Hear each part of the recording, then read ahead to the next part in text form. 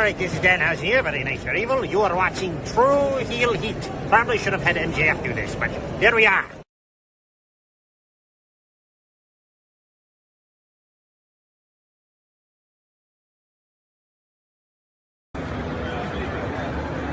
Alright, ready when you are. Hey guys, I may have go away heat, but these guys have true heel heat. So you better listen to the podcast or else I'm gonna kick you in your fucking cock and balls. I'll get it.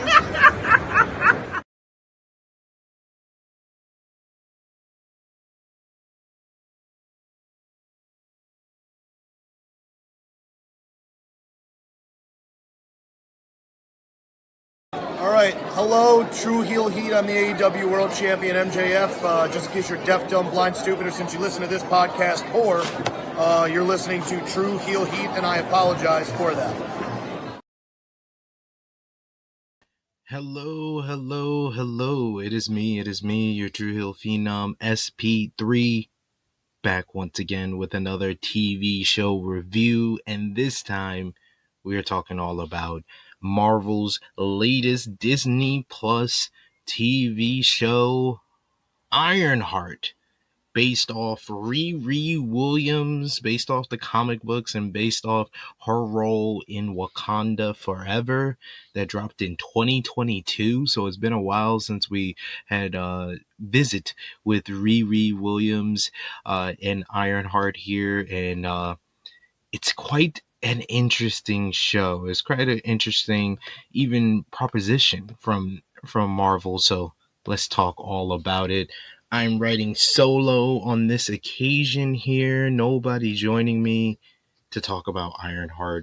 Season 1, episodes 1 through 3. Yes, Disney Plus dropped all first 3 episodes of the series on us in one go. It dropped on June 25th, and it's going to be doing some multiple episode drops over the next couple of weeks. If you're watching this on the day it premieres, they had 3 new episodes that dropped on Wednesday, July 2nd. So we got a lot to discuss because we'll be back to talk about episodes 4 through 6. But first, let's get through 1 through 3. Appreciate y'all for joining me live. Appreciate y'all for watching on demand. And you're all watching on demand because I'm pre-recording this. But show your appreciation back the simplest way possible. Drop the thumbs up on this video. You can share this video with all your IronHeart and Marvel family, friends, and everyone else in between on your favorite social media platforms. If you're new to the True Heel Heat Sports and Entertainment YouTube channel, hit the subscribe button, hit the bell to stay notified for all the great content here. We do multiple TV show reviews, multiple sports reviews here on Sports and Entertainment, and we're hoping that the channel will grow so we can hit 1,000 subscribers this year in 2025. So always appreciate any and all support. But we got a lot to get into with IronHeart Season 1, Episodes 1 through 3, starting off with Episode 1, which was Take Me Home. So this is not too far after the events of Wakanda Forever. RiRi Williams, who went on her excursion to Wakanda to help Shuri with building of different, gadgets and stuff like that, and helping with her Black Panther suit in Wakanda Forever. She basically brings that up in this first episode. We start off with a narration with her explaining that she went on a overseas internship in Wakanda, and now she's in MIT. She is broke and destitute, and this Take Me Home episode is a very interesting one because we're getting up to date with RiRi a bit in this episode, and we're basically seeing where she's at. She's basically broke and persona non grata at MIT after getting busted for selling assignments to students because she's a brilliant genius. Before that, though, we did see a flashback to her and her best friend, N.A.T.A.L.I.E, they are basically doing like a selfie documentary or a document where they're asking, what do you want to be? And RiRi talks about she wants to be bigger than Gates and bigger than Jobs and bigger than Pym, talking about Pym, who created the Ant-Man suit, who was the mentor to Scott Lang, and she wants to be bigger than Stark. And Tony Stark is someone that's going to be brought up a bunch of times because she wants to be an inventor in a similar vein to make an iron suit like Tony Stark. So after she's busted, this creates a rough transition back to the real world that humbles our inventor or intrepid inventor here, limits her investment of the AI that operates her prototype suit. We see her basically having to collect her things at MIT when she's kicked out after selling assignments and breaking down the electricity after her iron suit basically took too much power. But she finds everything that she built from the iron suit, but she has the AI from the school. So when she makes it back home to Chicago in our iron suit, which was a great kind of first visual for the show, it gives you the visual of her in the iron suit, which is really cool. And she does ask, do you think Tony Stark would be a Tony Stark if he wasn't a billionaire? Good question. Probably not. Her methods of scourging up cash are smidge unethical, but at least she isn't a war profiteer like Stark, so. And she remains, at least initially, basically okay about her choices. RiRi is an unapologetically messy character, which I think makes her more relatable as a main character here. An inspiring technocrat whose ethics adapt to her financial situation. Hell, on her way out of the door, she finesses few resources from the university by suiting up in the latest version of her armor. Her brilliance trumping the sanctity of school property because she paid for everything that made the suit. She's able to get out of there. But unfortunately, because she doesn't have a school ID and has been expelled from the school, she's not able to basically use the AI that's attached to the iron suit. So the iron suit breaks down. We get a great visual of her crashing and burning into the street, and it spells out IronHeart with her body as the A. Very great touch by them. Her rebellion against social constraints isn't fueled just by prickly financial and intellectual needs, though, but basically she has a whole bunch of trauma, something that they really didn't tap into too much during her role in Wakanda Forever. She basically had to witness the simultaneous deaths of her stepfather, Gary, and her best friend, Natalie, during a drive-by shooting in Chicago. The latter, though, the big kind of reveal at the end of this first episode is that RiRi basically uses her brain waves or brain cells to basically make some new AI for her iron suit. So her good friend Xavier, who's her next door neighbor, is revealed to be the older brother of Natalie, her best friend. So he's basically talking to her. They meet up with each other. They go out and try to get equipment for her for a new iron suit. She gets to meet this. We see in another scene this basically gang of thieves that are basically a new version of Robin Hood, led by Parker, who has a robe of some time that will become very important as the show goes on. And RiRi basically meets Parker's number two, his cousin, and he basically recruits her into their gang of thieves. So the end of the episode is her trying to put together the iron suit and put together the AI, but a grief-coded AI assistant becomes Natalie, adopting Natalie's sparkling personality and injecting the show with a lot of banter and moral core for our main character here. Her digital existence suggests a new angle to what drives RiRi's chaotic choices. Does she do this out of survivor's guilt, she was present during their deaths, or the lonely pursuit of greatness? How much does the former influence the latter? And it becomes back and forth a bit through all of this. But I like the fact that we're really getting a coming of age story mixed with PTSD and grief. It's a lot of subjects that sometimes get ignored by Marvel, but I feel like they have found the right balance in these first couple of episodes. Riri's cash-strapped return to Chicago compels her to pivot into the local underworld.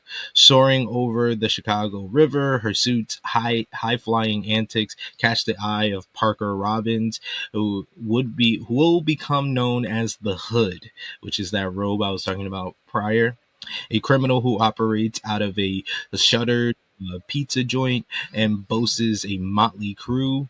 We have Clown, who is the resident arsonist. You have Slug, the bezazzled hacker from Matchapore.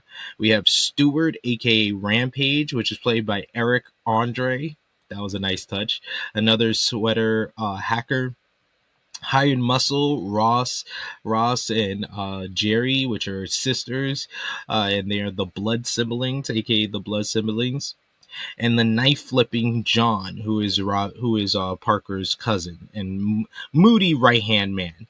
So that is basically like our setup for our first episode here. It's basically putting the characters together, putting the pieces on the puzzle board. That was Take Me Home, and I think like the big reveal at the end of Natalie being the new AI assistant was a very nice touch to kind of put the grief and PTSD all into one there. So that is episode 1, Take Me Home, for Ironheart. So then we got episode 2, Will the Real Natalie Please Stand Up? Which is a great title, which is a play off of Will the Real Slim Shady Please Stand Up? Real Slim Shady by Eminem. One of one of probably the greatest first singles to an album ever. Just wanted to mention that. Yes, I'm a big Eminem fan. Despite it being the last thing she'd want, Riri wakes up to find that Natalie is the model for her new AI to the iron suit that she's building. She immediately attempts to change that, but she doesn't know how, and she doesn't have the time to do it as she's running late for her new job, which is working with Parker and his band of thieves. In a matter of minutes, she must leave to meet her new team. On her way out, Xavier invites her to a party with him on the weekend, to which she happily accepts. Parker Robbins, the Hood, gives her a rundown of the whole entire group and what their backgrounds are. Slug is their hacker and one of the most wanted people in Matchapore. Jerry and Roz, the Blood Siblings, are their brute force. Clown is their pyro specialist. John is Parker's cousin and is responsible for many tasks like recruiting and driving. And then he explains their plan is to sabotage TNNL, which wants to turn Chicago's freight tunnels into a private highway and negotiate with them. Still, the only thing on Riri's mind is when she's getting paid. She basically asks, like, what is it, direct deposit or some shit? I don't even know.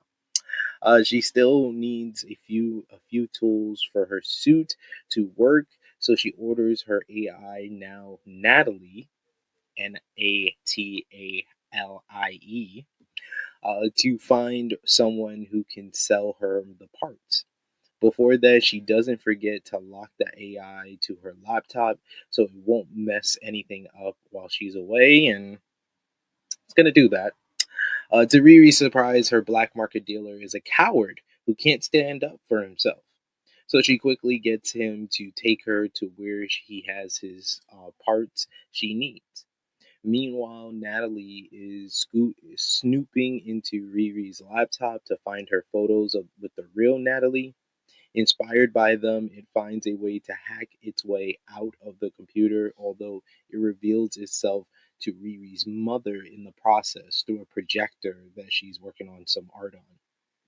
The woman appears happy to see Natalie once again, realizing that this is her daughter's best friend. Things are going well for Riri as well, since she has just arrived at the dealer's hideout, and he has a whole bunch of live, laugh, love signs in his house as well as his hideout. They talk for a minute, and he questions her reason for building the iron suit, but she doesn't give him a proper answer. As soon as she's ready, she rushes out of there to do the heist. Riri joins Clown and flies right into the tunnel system. Her job is to basically put this USB into the tunnel system to shut it down. The plan is running smoothly until Natalie hijacks the armor and surprises the girl, which makes her drop the hard drive and containing a virus important to their scheme.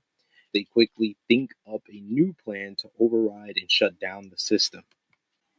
So yeah, they come together, Natalie and Riri, and they show they can work together pretty well. Then Parker blackmails the TNL's leader inside her own car, as he's been invisible with his hood, using the powers from his hood in the car the entire time, as the hood allows him to go invisible at any time he wants, pretty much. Before leaving for a team meeting, Riri celebrates with Natalie on the street. However, when a guard spots them, the AI freezes and glitches, basically having PTSD from the real Natalie being gunned down, and that's how she was murdered. Because of that, the girl can't control the iron suit and almost gets shot in the process. But Hood saves her right in the nick of time by shooting the guard's shoulder, giving them time to run away. Later, she asks Clown about their leader, and she says the only weird thing about him is that he has some sort of mark on his back. Basically, she says it looks like scales. Riri doesn't get to ask anything about that, as John tells her it's good to stay away from people's matters, basically trying to protect his cousin from any type of questions from the group. Parker congratulates the whole group for the heist and tells them they'll reach the greatness they deserve. When he's alone, though, the marks on his back start growing like roots, hurting him, and it feels like the hood is basically having this effect on him and taking control of his whole entire body. His cousin sees that and it tries to convince him to stop using the hood, but he refuses because he's too addicted to the power that it gives him. Someone messed with his life when he was younger, setting him on this new path, and I thought that this was a good episode here. I like the heist and everything and we got to see Riri more in the suit. The whole relationship being built between AI, Natalie, and Riri was a very important element of this show, and a nice follow up from the first episode and how it ended with Natalie showing up for the first time. I like the exchanges between the mom and Natalie as well. It was very sweet and touching, and you could see that they also had their own individual relationship outside of Riri's relationship with Natalie. So Natalie was really the star of that episode here. So thumbs up for that. But that was episode 2. Will the real Natalie please stand up? So then we got episode 3. We're in danger, girl. Which is the final episode of this first block of episodes.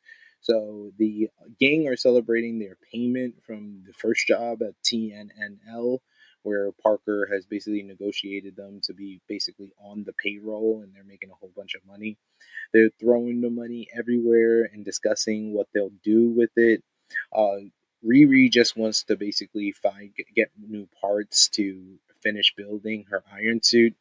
And Clown ruins their party, though, with a surprise, as she wants to basically see what the hood is all about, and she grabs Parker's hood, which is going to put a snag into things.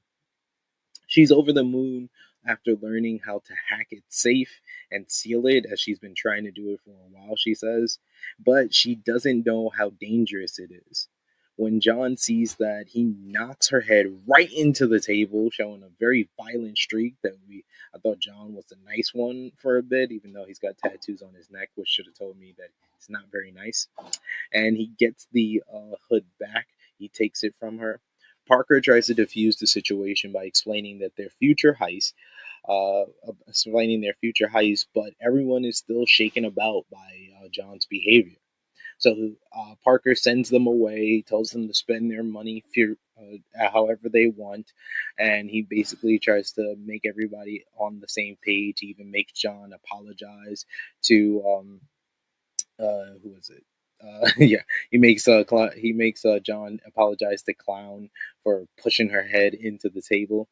Riri though has a private meeting with Parker, and she asks him to ask what they're doing because she doesn't want to be a bad person. He reminds her that she's spending time with a bunch of criminals. So when you're bad, if you hang out with bad people, you're probably a bad person.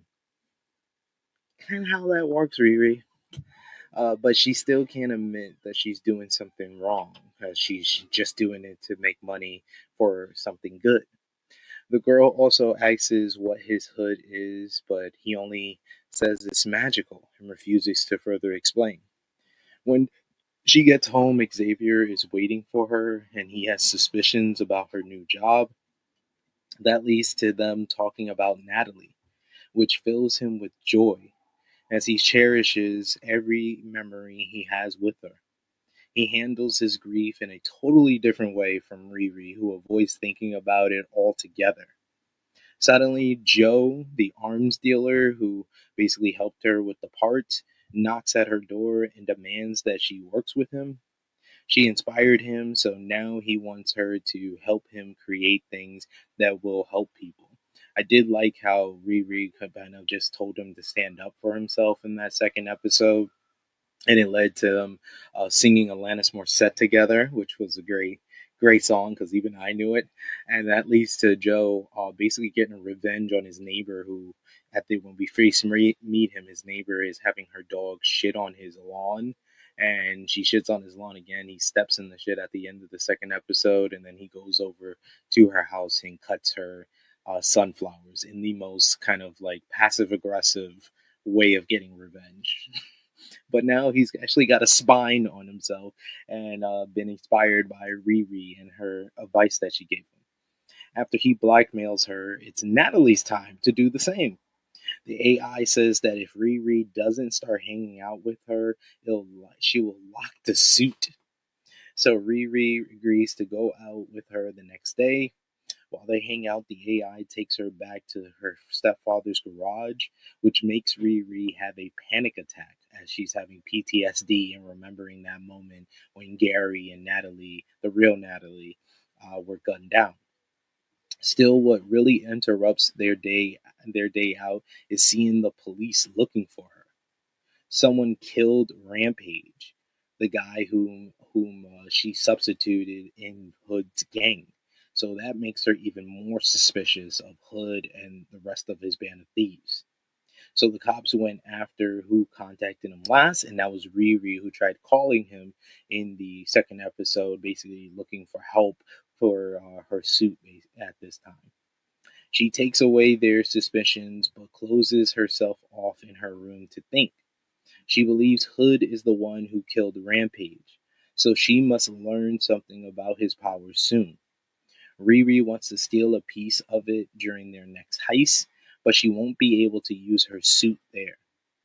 Conveniently, one of Joe's projects is a prototype for a biomesh skin material, which can solve her problem, thus she goes to his house to get it.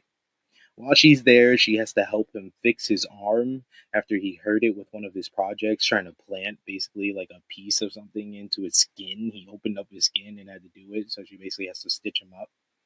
She ends up finding a bag full of his father's ashes, and we learn that Joe's father is Obadiah Stane, the Ironmonger from the first Iron Man. Whoa, mind blown. Joe is not his real name. He's actually Ezekiel Stane, the son of Iron Man's first villain. Because he knew his dad was a villain, and he knew that the lie about him dying in a plane crash was all fabricated, and it was to save his reputation because he actually died trying to kill Tony Stark. He lived his life to be someone different than Obadiah. Getting closer to him allows Riri to open up herself, and she tells him she built the suit because her stepfather was a huge Iron Man fan. That was cool to find out that was the reason why she's so obsessed with building the Iron Suit. At night, the Hood and the rest of the group go after Hunter Mason, who is this cocky owner of his own electronics company, and basically does with like herbal biology or something like that. To serve as her cover, Riri lets Natalie pilot her suit, and she tries to find Parker to cut his cloak. However, even with the biomesh, she activates an alarm, and the whole place goes into alert, closing everyone off. As Mason refuses to sign the deal, Hood has to kill him. Riri runs off with a part of the hood on her hand, but ends up meeting John on her way out. He understands what she did as he sees the part of the hood in her hand. Then a fight starts between them. However, because of the alert, the door closes and they start to lose oxygen little by little. So they can both die in this room as they're trying to fight each other, and you can see them like losing the oxygen from their body. Even though her suit makes it in time to save her, Natalie operating the suit, she leaves John there by himself in a rush. And basically, he's the only one that knows the truth, and he dies in the closed off oxygenless tank. Later, the whole group meets up. Parker tells her to look for his cousin. After flying away, she says that she found him dead in one of the oxygenless rooms. Then the girl arrives at her house. She has another panic attack, basically seeing someone else die before her eyes. She can't forgive herself for not helping John and letting him die. However, it only gets worse when she realizes that she dropped the biomesh at the scene of the crime. Basically, after promising Ezekiel that she wouldn't do anything to incriminate him, she basically just did that. At the same time, the Hood screams into the nothing. He is talking to basically the magical powers that operate the Hood, asking if that was all part of the plan. He's demanding answers, and suddenly they come to him. When he turns around, he sees his cousin suffocating alone, but then we see a shadow of Riri's iron suit walking up and standing behind John's corpse. So Hood now knows that Riri was behind John's murder. This was a fantastic episode. This is out of all three episodes, this was the best one because we got to see Riri in the suit. We got to see Riri and Natalie's relationship. We got to see Riri's PTSD and her grief, survivor's guilt, everything that's basically driving this character. We got the relationship between Riri and Ezekiel, aka Joe, aka the son of Obadiah Stane, which was a great reveal for this episode and connects Iron Man and Ironheart together, which is something that's been missing ever since we were introduced to the character, really, and Wakanda Forever. It's one thing that she's a fan of Iron Man and wants to be the next Tony Stark or female Black Tony Stark. But it's another thing when we find out that her stepfather was a huge fan of Iron Man, and that's how she basically got into, wanting to build an iron suit. And then we get the person that's helping her build the suit is connected to Obadiah Stane, the first villain of Iron Man. That is just great symmetry and connecting all the different worlds together, intertwining them. Now we have a reason for Ezekiel to be upset with Riri because she leaves the biomesh behind that he tried to help her with this whole thing. We got to see the Hood in effect and really showing his villainous ways with the way that he murders the owner of the company as well as all the security guards, because he just goes ham when he goes invisible and starts killing everybody right in front of Riri as she's seeing all of this as she steals the piece of the hood. We got to see John and everything that goes wrong for Riri because John sees her with a piece of the hood, but why she walk around with it in her hand, I have no idea. So it's like, dude, it's a rush decision. It makes them fight. It leads to his murder. This was just so good. This episode just hit on so many different levels. We got to see a lot of the characters that are involved and get some type of interest and intrigue into them. A plus episode here from Ironheart. So I'm going to grade all the different episodes, give you the MVP and LVP. You guys watching on demand, let me know in the chat. Let me know in the live chat who you think was the MVP and LVP of episode 1, who's the MVP and LVP of episode 2, MVP and LVP of episode 3, and what did you grade them? Thumbs up, thumbs down, thumbs in the middle, and out of 10, what did you give each episode? For episode 1, Take Me Home in 3, 2, 1. I'm gonna give it a thumbs up. It was a nice little starting point for the series, and I thought that it hit and really introduced us to RiRi, and then the invention of Natalie was a great ending to the episode. I'm gonna give that one a 7.5 out of 10. Episode 2, Will the Real Natalie Please Stand Up? I'm going to give that also a thumbs up out of 10. I'm going to go one notch higher and give it an 8 out of 10. Really good episode there. We got to see more of RiRi in the suit and in action during the whole heist situation. And we got to really be introduced to Parker and his crew and how they worked and how these heists are very intricately put together and all of that. So that was a nice little touch there. But episode 3, that's the biggest thumbs up. Thumbs up all the way. That one, I'm going to give a 9 out of 10. That's the best episode of IronHeart so far. We'll see what episodes 4 through 6 gives us. As far as the MVP and LVP of each episode, episode 1 is going to go to RiRi for MVP. LVP might also be RiRi. LVP, because we got to see Cree Summers in episode 1. I forgot to mention that. Cree Summers, who's one of my all-time favorite actresses. She was Freddie on Different World. She's been the voice of so many different black black girls on different cartoons throughout the years. She was a nice little touch there. Because she got expelled, you know what? I'm gonna give MVP to Cree Summers because Cree Summers in the show. That's all I needed. She just showed up in the show and she was hilarious when she was there. So Bree Summers is the MVP. I don't know her character's name yet. Let me know in the live chat or comments.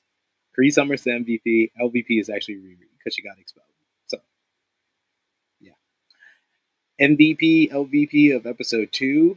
MVP is Natalie because Natalie is hilarious and I love the relationship that they have. Even though she had PTSD when she saw the gun, I'm not going to hold that against her. And LVP, I'm going to give it to... Does it go to RiRi again? No, I'll give it to Xavier. I'm not that interested in Xavier, to be honest with you, so far. And then episode 3, MVP, is going to be Natalie once again, because Natalie made the save with getting the iron suit in time for... No, actually, it's going to go to Hood. Parker Robbins. Hood was... him murdering everybody in the little house and murdering the owner, that was beast mode. He went beast mode on these people. So he's the MVP. LVP is John because he got murdered. Yeah, he got murdered. But that is the first review for season 1 of IronHeart. I had a lot of fun talking about it, and I want to hear from all of you. Let's keep the conversation going. Let me know in the comments down below what you thought about episodes 1 through 3 of IronHeart, and come back next week where we'll be reviewing, probably a little bit earlier in the week instead of the day that the next episodes drop. We'll be talking about episodes 4 through 6. So join me for that. Drop a thumbs up. Share this video with all your IronHeart family, friends, and everyone else in between on all your favorite social media platforms. And hit the subscribe button. Hit the bell to stay notified for more, as we're going to be talking about IronHeart all season long. It is me, your True Hill Phenom SP3. This has been our IronHeart Season 1, Episodes 1 through 3 review. We are signing off until next time.